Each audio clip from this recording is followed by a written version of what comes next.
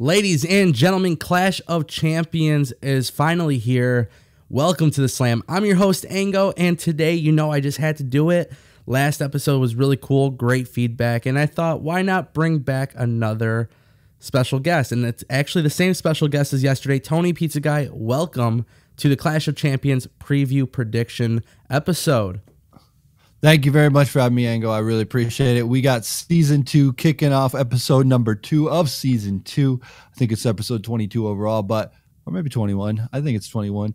But today we have something special because this episode is sponsored by The Slam. That's right. We're sponsoring ourselves today because we want to inform you guys that every day at 5 p.m., is that correct? Eastern time? It's 5 p.m. Central Time, 6 p.m. Eastern Time, which is like 3 p.m. Pacific Standard Time. That's correct. 6 p.m. Eastern, 5 Central, 3 Pacific. Come on over. YouTube.com/WeCaptureTheFlag or TonyPizzaGuy.com or Tony.pizza. They'll all get you to the same place. Just come on over. Join us with the discussion of the Slam. We are looking for guests and people to come on the show. Let us know in the comments your favorites and people that you want to come on the show. And also, we have a brand new Facebook group. I'll let you kind of take that over and let people know about the Facebook group before I get deep down into our predictions. Absolutely, yeah. So we just launched the Facebook group as a way for people of all types of wrestling fans. If you're casual, hardcore, if you like WWE, hate WWE, love TNA, whatever the case may be, join the Facebook group. We're going to put the link in the description. This is where wrestling fans could just be wrestling fans and talk about pro wrestling. And of course, we'll show you guys some exclusive footage that you may see, that you may not see on the YouTube channel. So that's going to be pretty cool as well. But yeah, Tony.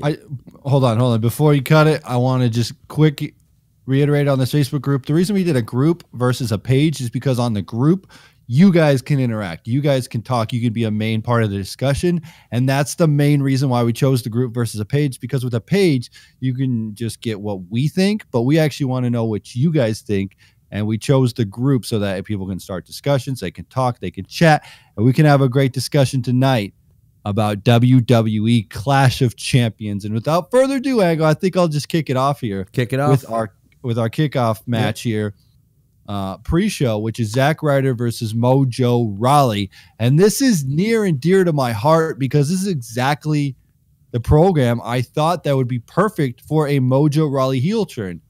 Zack Ryder is back in the tag team scene, but Mojo Rawley doesn't want that. Mojo Rawley wants to be a singles competitor. He wants to be in those main events, and he feels like Zack Ryder is holding him back. And this is, again, one of the most intriguing stories going on Smackdown because Zack Ryder comes back, gets paired up with Mojo Rawley, and Mojo Rawley, I'm ready for that big break, and this might be his time to get past that mid-card status and maybe make it to the main events. I don't know. We'll have to see. What do you think, Ango? Well, it's really crazy that you bring up this match first, even though it's the kickoff show, because this match does not belong on the kickoff show. I'm just going to give credit where credit's due. I've been pretty, critical of both guys, but they're using social media to put this feud over, and I love it.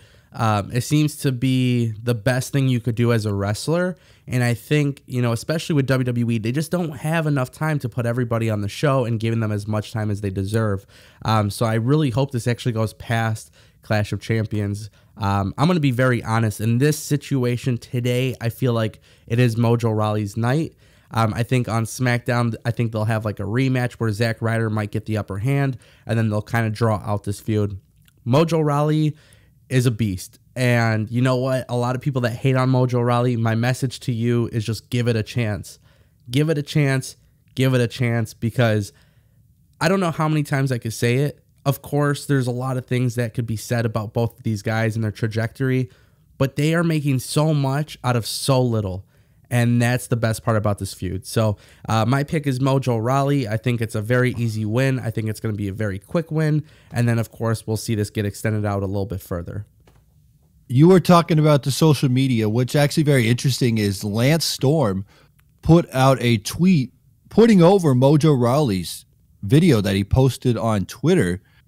And that is huge because Mojo Rawley you've only seen one side of Mojo Rawley, and that's been that face side, the hype bro, runs around, sits on you with his big butt, football player kind of thing. But now you're going to see this other side of him, this mean spirit in Mojo Rawley. And it's not really his fault. It's not like I don't see either man being a heel, which is what makes this feud intriguing. And it's probably one of the more intriguing feuds on the show, which is it's crazy because it's the kickoff show and it's Zack Ryder and Mojo Rawley. And a lot of people would dismiss this and write this off and would say that this is just a match. But I think it's more than that. I think this is a time for Mojo Rawley to kind of come up and say, you know what?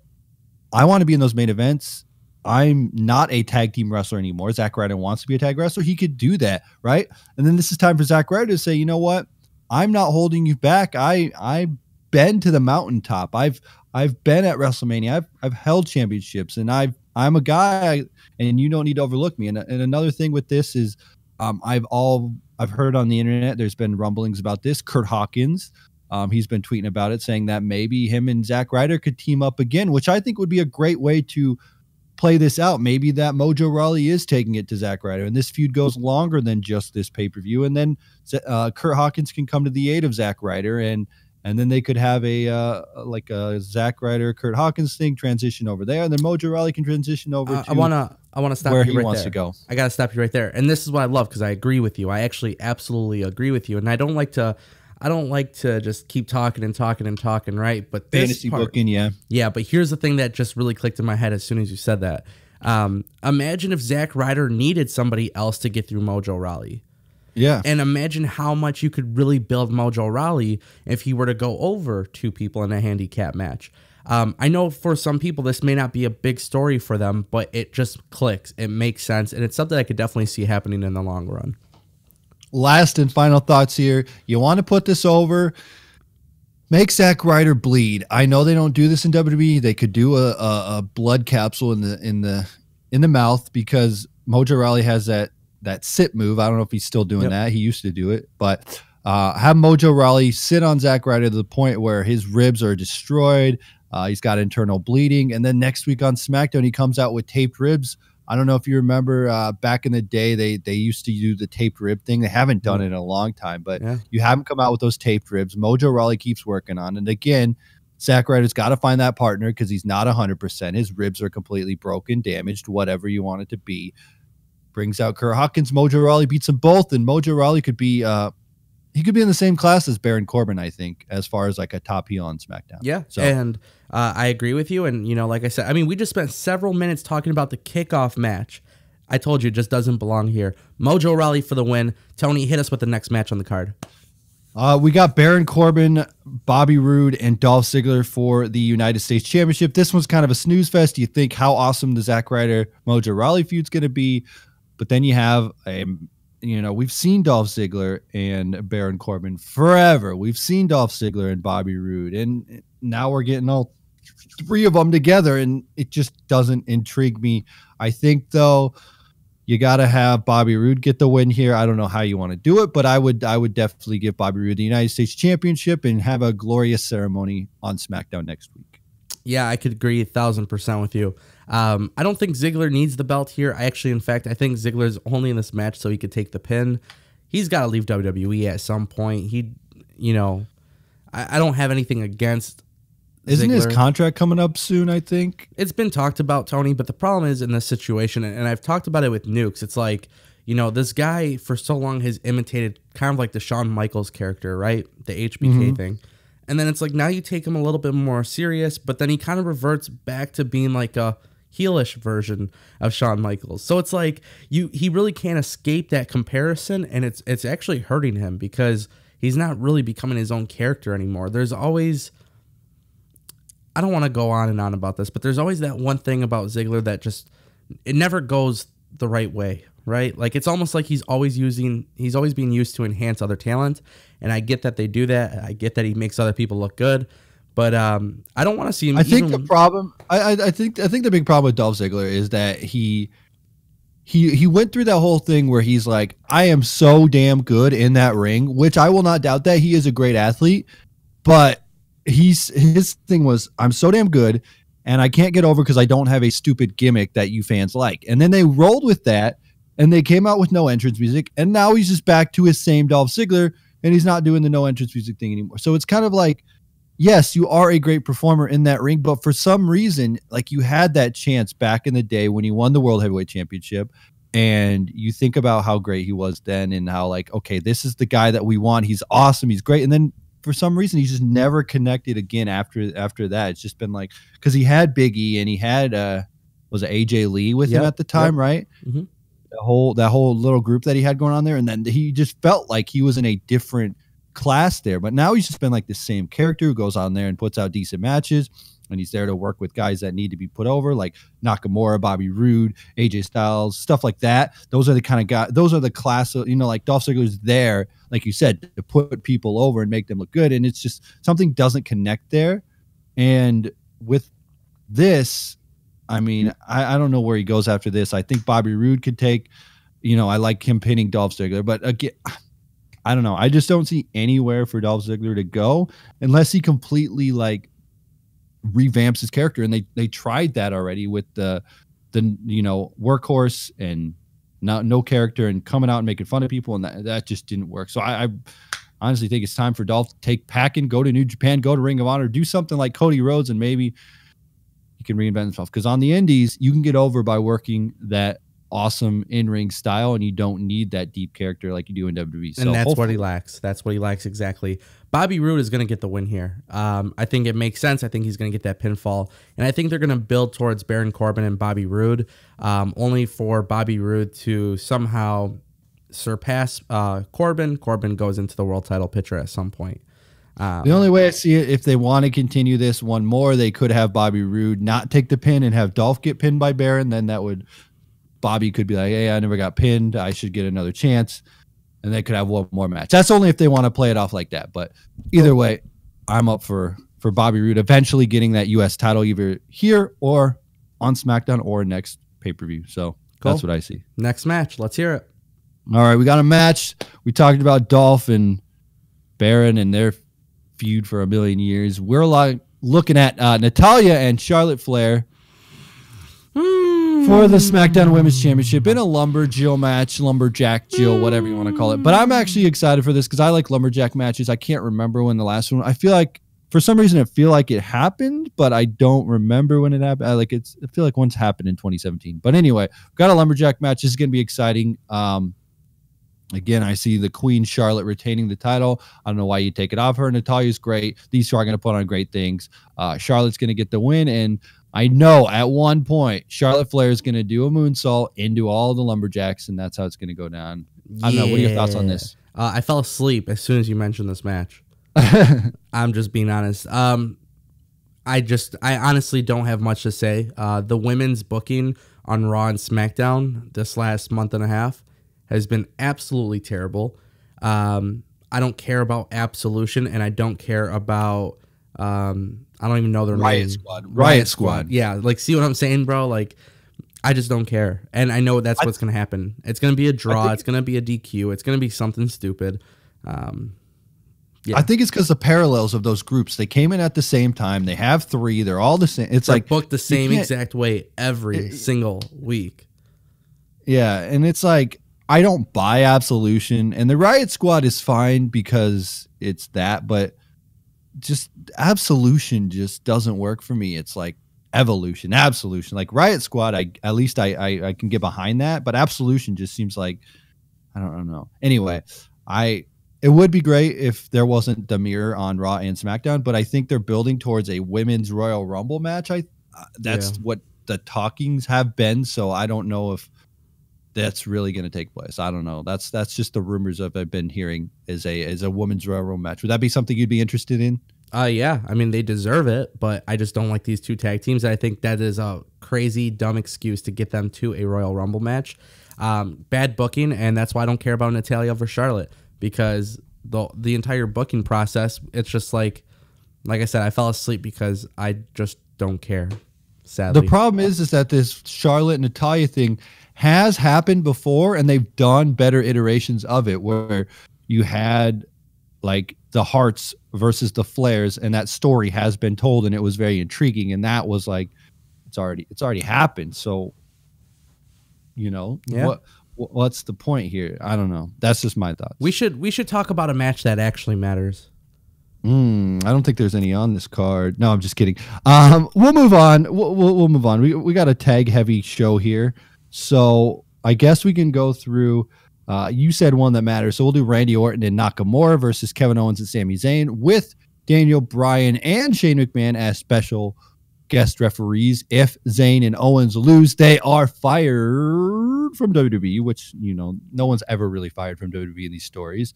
But I do think this is very intriguing because I think we might get to see a Daniel Bryan heel turn, which I think would be pretty awesome. What do you think? I think it's actually going to be Shane that does the heel turn. But I want to ask you a question before I kind of elaborate on my thoughts. Do you think this is the match that ends the night? It depends how they want to book the show. Okay. If they're going to do do not on what depends, but what do you think? Like, yes or no answer. Do you think they end the show with this match? Do you think this match should end the show, period? Honestly, I think if they're going to do a shocker ending and have someone turn, then they would end the show this way. Okay. But I think, honestly, my opinion, I always think the World Championship should end the show no matter what. That's just what I think. So, but I think WWE style, they would definitely do a shocker ending and have this one end the show and then wonder what's going to happen. Tune in on SmackDown. I mean, that's the best case scenario. Mark my words. Daniel Bryan will return to the ring in 2018, and this is the beginning of that path. Tony, there is no excuse. Daniel Bryan's not turning heel. It's going to be Shane McMahon who turns heel because, well, let's just face it. Kevin Owens and Sami Zayn say it best. Every McMahon is a terrible McMahon, right? You've had the issues with Stephanie and Vince, and then obviously Hunter being a big issue for him. You know, Shane McMahon is going to be a McMahon. You can never trust a McMahon. And that's going to put Daniel Bryan over in a very, very big way because it's going to, in a way, kind of continue his authority angle that he had several years ago. Daniel Bryan will return to the ring in 2018. This is the way they're going to do it. This is how they're going to get it going. And I think, you know, you're absolutely right. The World Championship match should main event. But in this situation with something so big, I just don't think it's going to happen. Okay, I guess if we're going to have Daniel Bryan return to the ring, which I didn't think about when I thought of the ending of this, it would be better to have Shane be the heel because then if the match obviously probably be Shane versus Daniel Bryan, right? Isn't that what you're thinking would lead to? So in-ring return for Daniel Bryan would obviously make him a face. So you wouldn't want him to be the heel, but and I never actually thought of that. Like every McMahon is a bad person. So, I mean, it makes sense. Kevin Owens and Sami Zayn, they always got something up their sleeves. They're always so smart. They're always the top of their brain. So I'll give it to you. I think if they want to do that shocker, they'll close the show out. But so yeah. And again, I don't really know where they're going to go from here. We have the main event with AJ Styles and Jinder Mahal. I still think at some point we'll get Shinsuke Nakamura and AJ Styles, but we'll talk more on that as we go and continue on here. I mean, let's just run right into it. I think the championship match should always end the pay-per-view. In this case, I don't think it will. Is it, you know, I'm probably just going to get a lot of dislikes on this, but Jinder Mahal, 2-time. Like, why not just do it? If you want AJ versus Nakamura, give the belt to Jinder Mahal. Allow Jinder Mahal to do what I originally said like 6-7 months ago. And we talked about it before, Tony. We said, you know, Jinder Mahal will be the stepping stone for John Cena to win the 17th world title. And it just makes sense in this match. I think AJ Styles and Jinder are going to have a great match. Probably going to get a lot of hate on that as well because people don't want to admit when somebody is good in the WWE. It's the unpopular opinion. But I think Jinder and AJ are going to have a great match. I think Jinder completely leaves the Singh brothers. I think he's going to do it on his own. I think he's going to win the belt. I think AJ and Nakamura are going to compete one-on-one at Royal Rumble, non-title. And then I think WWE is going to continue to build a year-long story with those two guys because they don't need the belt. I agree, but I disagree. I think that AJ and Nakamura are going to face in the Rumble match itself and then lead to a WrestleMania match. I think you save that one till Mania, and then you have because I think honestly, I think it's more intriguing. I would love to see AJ Styles take that championship all the way to Mania, but I think you'll have a better outcome having AJ Styles in the Rumble match itself with Nakamura in there, and then you could have them go at it. And then, again, like we talked about, I don't know why they took the championship off Jinder to put it on AJ. Maybe just sort of like another boost here to give him a second, and like AJ give him another validation, like he is the guy in WWE that they want to push. But I think Jinder should have kept the title, and the only way he loses it is John Cena at WrestleMania, and then that puts over John Cena. So strong, Jinder so strong. I mean, 2-time Jinder champ. I like it. All right. Well, there you have it, guys. Really big pay-per-view. Wait a minute. We're not done yet because we got 2 more matches that don't actually matter on the show. We have Breezango versus the Bludgeon Brothers, which we'll hit on that real quick. We skipped past them, but this one really doesn't matter. There was all those backstage skits with Breezango trying to figure out who BB was, and then it turned out it was the Bludgeon Brothers. And yeah, it's just Rowan and Harper, the Wyatt family, again back together. I honestly would have liked to see Luke Harper get a singles run. I actually liked Eric Rowan kind of in that face run that he had for a little bit, doing that stuff with John Cena. I thought that was intriguing, but they went and put them back together. I feel like they just didn't really have much for him.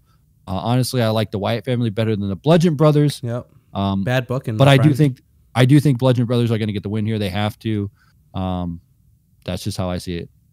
Okay. Yeah, I agree. Won't spend any time on this because I obviously forgot about this match. You even said another match. What other match did I forget? You forgot the Fatal 4 Tag Team Smackdown Tag Team Championships. We have the Usos versus the Shelton and Chad Gable. Rusev and Aiden English, and then the New Day are in there. So it's one pinfall to a finish. I think it's that tag style Fatal 4. I could be wrong. It doesn't say tornado, so I'm assuming it's that tag style, which I never like to tag. Like, why would you tag your enemies? That just never made any sense to me in wrestling. But they're going that way. And I think best case scenario, I would give it to Rusev and Aiden English. I think Rusev Day is gold. I think that dude is awesome. I think he is amazing on Twitter. If you ever follow him on Twitter, you definitely should. Rusev is great. And I didn't think I would like him and Aiden English, but I think they complement each other. And I think that Rusev and Rusev Day walk home as the new tag team champions. I will agree with you on that. I can't believe I forgot about these 2 matches. But then again, when you talk about some of these matches we've talked about, you could tell how much emphasis I've put on certain matches over others. And that's because I don't really care about SmackDown. And it sucks because I'm sure this pay-per-view is going to be a good pay-per-view. It actually has a good card. I'm sure the tag team match will be good. Rusev and Aiden English winning would be great. But yeah, I mean, WWE's got to do something. This is the time of the year where things start to slow down, kind of become, confusing and slow and not as much of a big build. So hopefully WWE gets their shit together and they realize that this is the time to do something really, really big. And hopefully we get a couple swerves on tonight's show. But anyways, I think we should wrap it up. There's no other matches we forgot, right? Little Jimmy and R-Truth, they're not in No, unless they want to throw another one on there. But again, like I said, it's weird because SmackDown was so good with you had like all the good stuff when Ellsworth was on there, Dean Ambrose, all that stuff. That program was really, really good. Yep. And then that whole writing was great. And now it just seems like it's the B show again. I'm actually really enjoying Monday Night Raw, minus Kane a little bit, but Monday Night Raw is pretty interesting. But I will say, out of this, I am most intrigued by Zack Ryder and Mojo Rawley based off of their Twitter stuff, what they're doing. Social media is so awesome. Why don't they use it to their advantage? It's perfect. You can create a feud. You can sell it on your own account and get yourself over without having to get other one. Have the WWE getting you over, and that's what Zack Ryder has done in the past. Hopefully, he can do it again. And this, I think, should be a long-term program. And it's weird for me to say. I want to see Zack Ryder and Mojo Rawley have best of 7 type series with matches and good stuff. And hopefully this match is actually a decent match. Mojo Rawley looks good. And then that's, it's crazy because I'm more excited for this than I am about anything else on the card. So I don't know what that says. Anyway, you want to close this out here? Absolutely. Ladies and gentlemen, thank you again for watching Tony Pizza Guy Ango on the Slam. Before we go, let us know your predictions in our Facebook group. Become part of the show. Become part of the brand. You guys just got to use that Facebook group. Go ahead and join it. It's open invite to all of the wrestling fans across the world. And of course, if you're not subscribed to the channel, click that subscribe button. As always, we will see you guys on the next episode of The Slam.